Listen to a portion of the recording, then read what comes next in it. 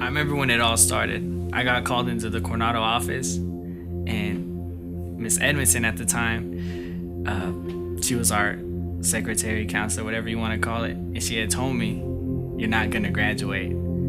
And right then and there is when it hit me, and I was like, man, how am I gonna tell my mom and dad?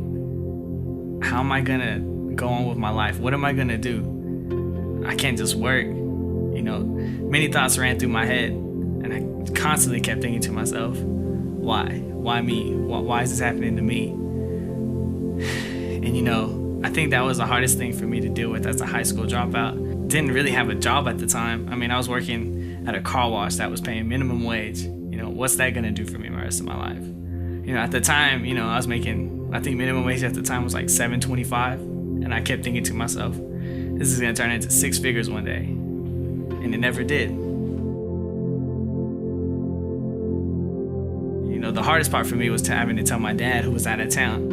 I remember getting in the car one day, and I went to a park, and I just called my dad, and I told him straight up, Dad, I didn't graduate. And he was just like, what? I was like, yeah, I just didn't graduate. He's like, how did it happen? I said, well, I don't really know. And he goes, I can pretty much tell you how it happened. And it's crazy because, everything that I was doing in my life when I was 17, the parties, the hanging out with the wrong crowd, doing the wrong things, came back to bite me in the butt. No, everyone's always heard the story of, the kid who made it from rags to riches, but no one ever hears about the kid who, was comfortable, messed his life up, and now is on the comeback to become bigger and greater things.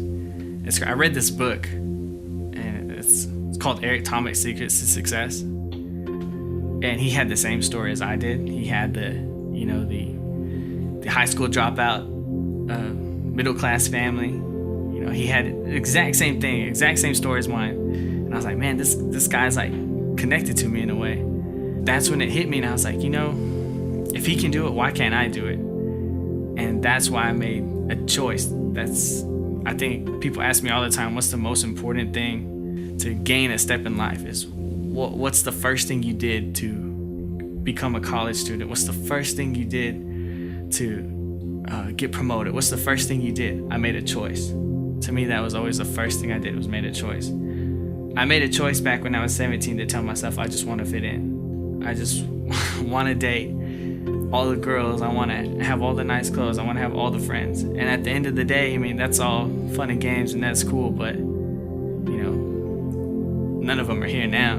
The only thing you have to do is make a choice, and that's the first thing I did. I remember waking up that next day and telling myself, all right, I'm going to do this.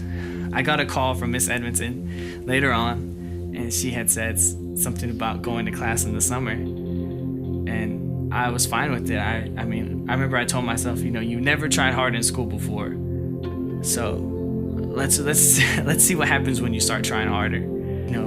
I did that for 2 weeks, and then we had to take a little test, and I took that test, and then before you know it, boom, I passed.